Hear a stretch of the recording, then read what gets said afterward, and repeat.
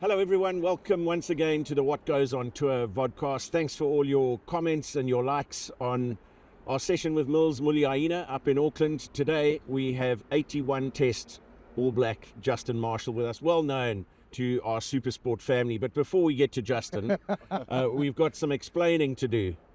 What goes on tour doesn't always stay on tour, and Shimmy's on crutches. Do you want to give us your version of what happened, Shim? Look, it was a Springbok practice, decided to go, there's a little bank there, and I think the B field is at Poirura, yeah. And then I went to go have a look at the back. I was just curious to go have a look. Mm-hmm. As I was coming down, I had a bit of momentum and a slippery bank. You've got momentum regardless. And if you want to see gain line, you want to see me going down that hill. I slipped, and then my foot got trapped, so tore the tendon in my quad. So probably need an operation when I get back home. So I'm down but not out. Yeah, you're soldiering on. I'm soldiering on. The tour's going to end with Shimmy going back nicely, so I'm not leaving early. I'll be fine. I'm not going anywhere. Do you believe any of that, Marcy? Oh, well, I could just see it all actually unfolding, so I do believe it. Like, it is actually, I feel for him, because when you've got something like that and you're trying to be mobile and get around when you're on tour, because he's a good tourist, really good tourist, one of the best. But then you have this debilitating and sort of basically starving you of your momentum for a good tourist. Yeah, I'm sure you're looking forward to that 14-hour plane flight. Yeah, it's longer than 4. That's the one leg. I think it's about 27 hours back. But I should be okay. Fine, stepping left. Yeah. So that's good. That helps. Yeah, the story sounds viable. Right. Well, yeah. the Springbok management, they had the drones up, and we're still asking them for some footage, whether they had a wide enough angle to see the tumble down the slope. But you know what I was thinking about when you guys were regaling this story to me, and I was just picturing it in my head.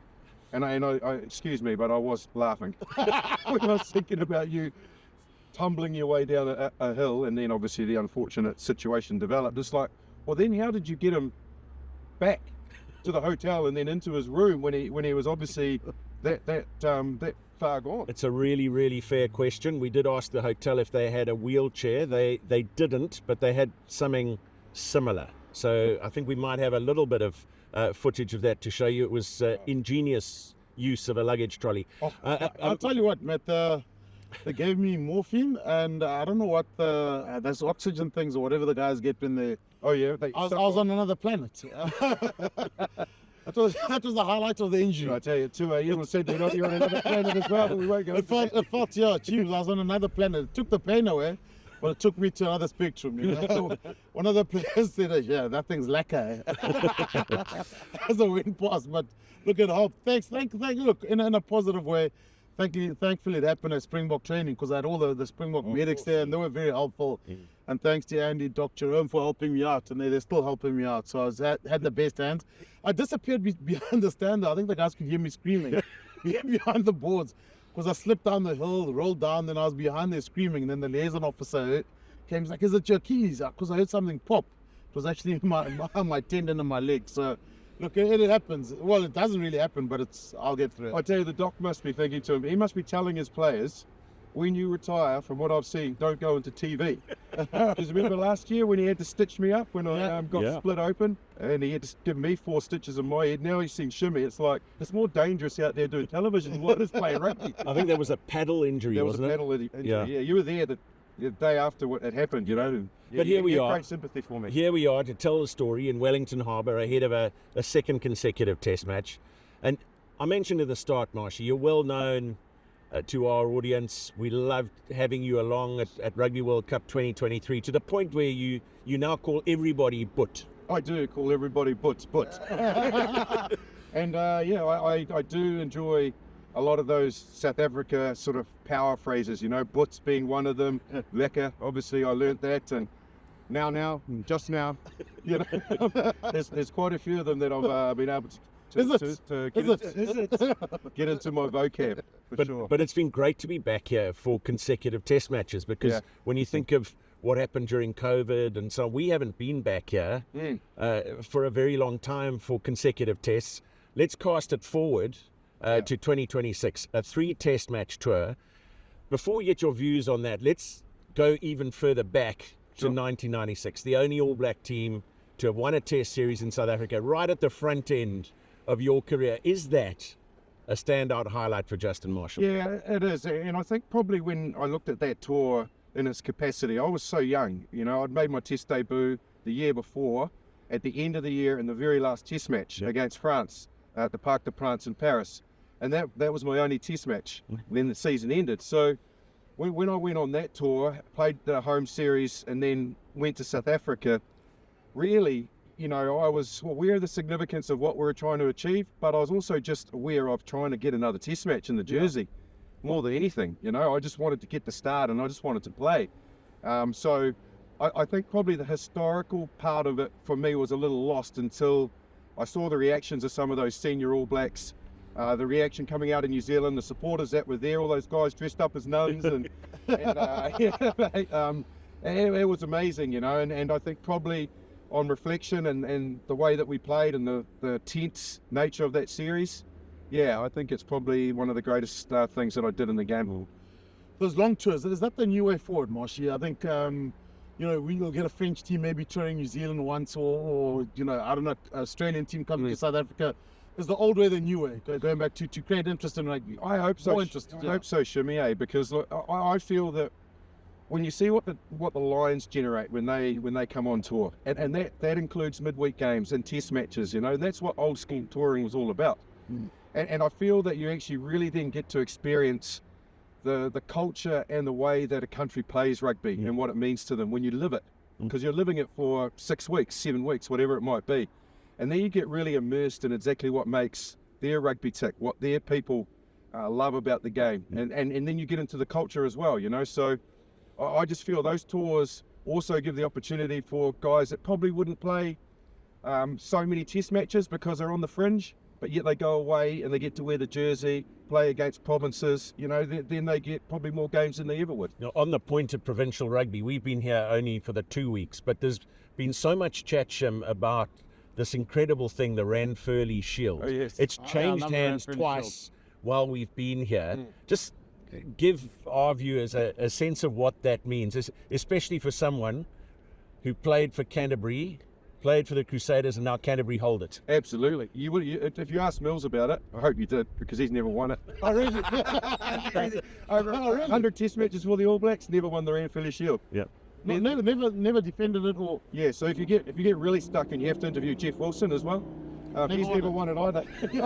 So get stuck into both of them. But look, what's been the longest run with the Furley Shield? Oh, there's been some of the sort of classic teams back in the day, a very good Auckland side that produced all those All Blacks, the Brooks, Fitzpatricks, you know, Michael Jones, John Kerwins, Grant Fox, all those guys. They held the Shield for quite a number of years.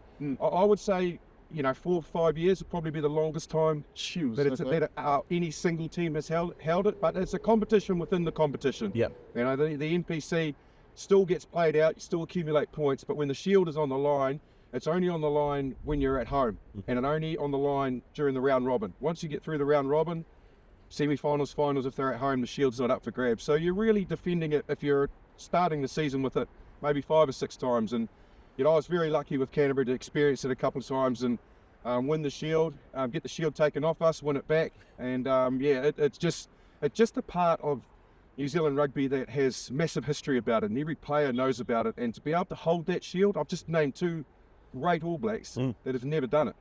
You know, so it's really coveted here, and you can just see what it means to the provinces when a team like Southland, they only had it for a week, but what it brought to the economy and everything, it's unbelievable. But you look, I mean, it's similar to Currie Cup in South Africa, where you get to see the small towns here. Yes. You know, Bay of Plenty, is it Manawatu, we saw Southland also, watching the teams. A Springbok team touring a match, you can imagine the interest of a Bok team against even a Canterbury team or some of the provincial teams. Yeah. So it does bring a level of excitement. Also the selection, you look at the depth we've got in the Springbok squad, and how good a South African tour would actually be here. Well, I remember the Springboks toured here, I think now, Togo I get my history, in 1994, I think it was. I was on the bench for Southland, never got on the field. But to me, to be around the Springboks then, I was only 19 or 18 at the time, I can't remember, and to see the Springboks in the flesh, and for us to be there and part of that occasion as a Southland team. And Otago beat them and got the Springbok head. You know, that's what that type of touring brings. Sure. You know, and yeah, all the way back to your question, we've gone on 5 minutes about it. I think we're in favour, lads, are we? Yeah, Yeah. for sure. Shimmy, you got to go between Auckland and Wellington. You got to go down very briefly and Yeah. before your injury Yeah. to Christchurch with Marcy, where Mpo Mbiozo Yeah. is now based and coaching. And nice to see Mpo. Yeah. And also, you mentioned seeing the new stadium that's been Yeah, built gee, in was- Christchurch. Exciting for that No, city. it's a great stadium. I mean, I was talking to Marcy about it. We're going to see a lot of test matches there. I think that it's opening next year. Next Still under year, yeah. construction, but it's a beautiful stadium. It is an absolutely fascinating stadium. And then you got, is it Forsyth Bar Stadium in Dunedin. So some beautiful stadiums. Yeah, I think there'll be a Springbok test somewhere along the line down in Christchurch. And it's great to see, isn't it? Because of the intense sadness ahead of 2011 Rugby World Cup with the earthquake and what that did to facilities down in Christchurch. Yeah, well, absolutely. And not a lot of people know. It's interesting driving around with Shimmy, and we went past the stadium. I said, you've got to see the new stadium because of where it's situated. It's right in the CBD. Now, the CBD was decimated by the earthquake. 70% of the infrastructure of the city gone. 70. You imagine your own place that you're sitting at now, and they take away 70% of your town or your city.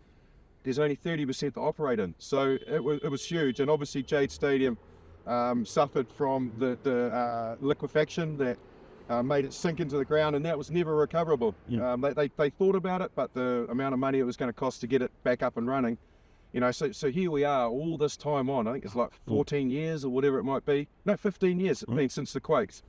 And we're only finally getting a new stadium next year for Christchurch. It's a stadium, fully covered roof, not retractable, 35,000 people, rugby only, rugby league. It's a proper square, you know, rectangle square, and it'll be great viewing. Be awesome.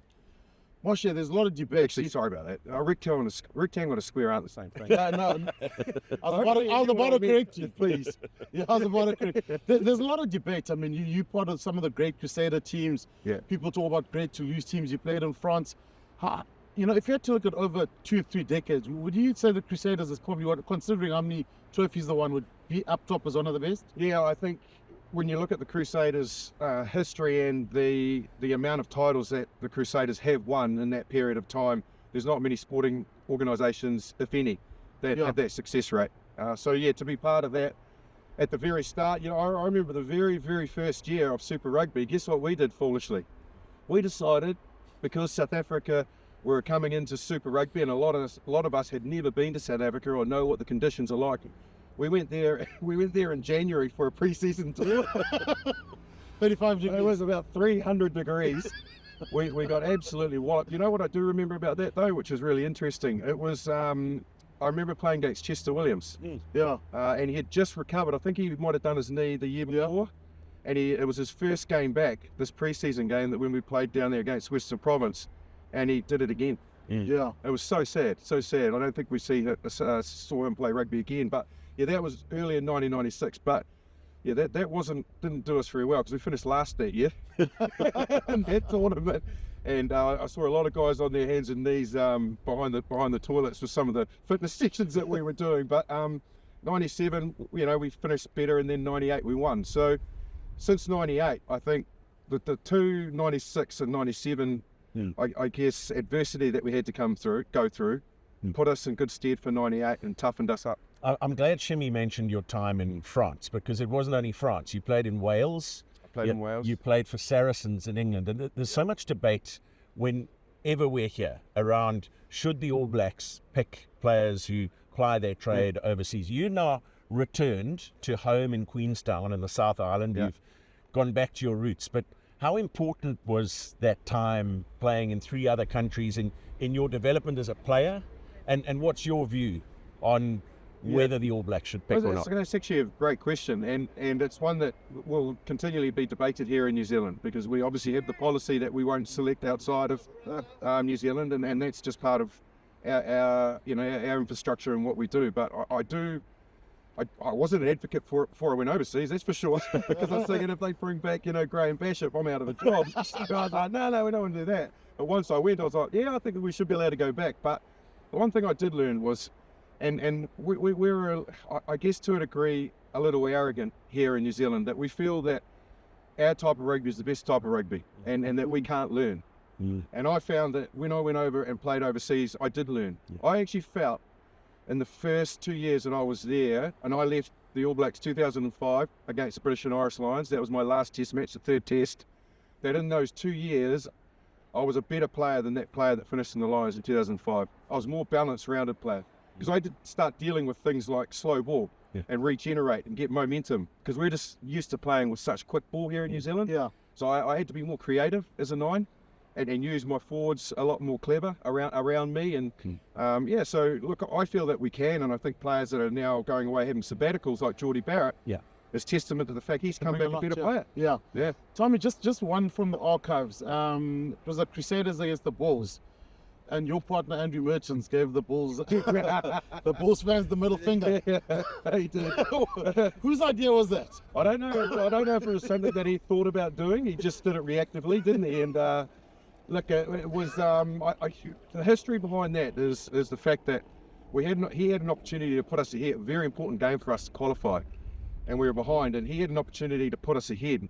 And he was kicking from the sideline, and they were absolutely giving it to him there at Loftus, and yelling out and everything. And he missed the kick, and then they all laughed and cheered, and yes, you missed it, foot. So for him then to have to suffer through that, but we got one last chance, a couple of minutes later with this drop goal opportunity, and bang, he went, and that's where he went to.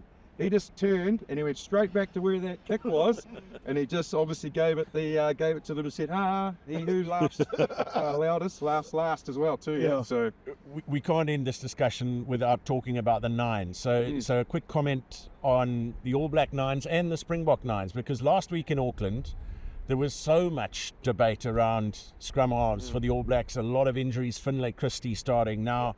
Noah Hotham getting a chance in Wellington. Cam Roygard still out injured, who many people here say is the most like Justin Marshall that the All Blacks have had. Would you agree with that? That's a compliment. That's for sure. I do agree with that. He's going to go on to great things, that kid. No, but, look, the city. Right there, you are there, Butch. No, you like that one, eh? Cam Roygard. Look, I'm crying because it's windy. There's windy Wellington we're in. I'm wearing shorts because of my knee. Without debate, Finlay Christie is the 5th choice scrum half in this country. And he was starting the biggest test match, that of his career, and that we've seen in this country for a very long time. So that meant that when any of the others became available and fit again, they were always going to be starting ahead of him, as regardless of how good and he was good last week. Fair play. He got stuck in. He had a lot coming at him. So Noah Hotham was up the pecking order. He's come back from his injury. I like Noah Hotham. He's got a really strong running game. He's really good around the blind side. Quite deceptively strong, and he's happy to take on defenders, and watch him on D as well. He's very defensively secure, and he actually puts decent shots on, forwards, which I gave that a miss. That's myself and Cam Roygard, in our repertoire. But yeah, good selection. Looking forward to seeing him get a start. And a quick word on Grant Williams and Kobus Reinach. Yeah, Kobus Reinach, when he came on at the weekend, I said it in commentary, this guy will challenge defenders. He's really sharp. I love the way that he plays because, he's got good delivery, really good skill set, but equally he brings a different kind of combativeness to that Springbok front 9, because he adds the threat. And when he doesn't carry, you've got to consider him if he doesn't take the line on, and that attracts defenders. And Grant Williams, he's just got speed, he's got delivery. You're very well stocked. You talk about Faf de Klerk as well. I really love the way that he plays. It's a position of strength for South Africa. Like, you could pick any one of those three and they'd deliver big time. You're very blessed. Marcy, always good to catch up. We could go on for a lot longer than this, but we're talking about the favourite subject, aren't we? We're talking about myself. we got to get Shimmy back inside, but take 2 hours. I'm sure we can count on you to be in South Africa for the greatest rivalry tour next year. Absolutely. I wouldn't miss that for anything. Yep. Really looking forward to being back to South Africa and spending that time over there and seeing you all again. So much fun. Well, thanks very much to Marcy, and thanks to Shimmy. We got to thank him for making the effort. The man is seriously injured. He's going to need some surgery when we get back to South Africa, but he's toughening it out. He's going to be in commentary on Saturday. Thanks once again for all your kind words and support for the What Goes on Tour podcast. We'll talk to you again from the Sky Stadium in Wellington after Saturday's test.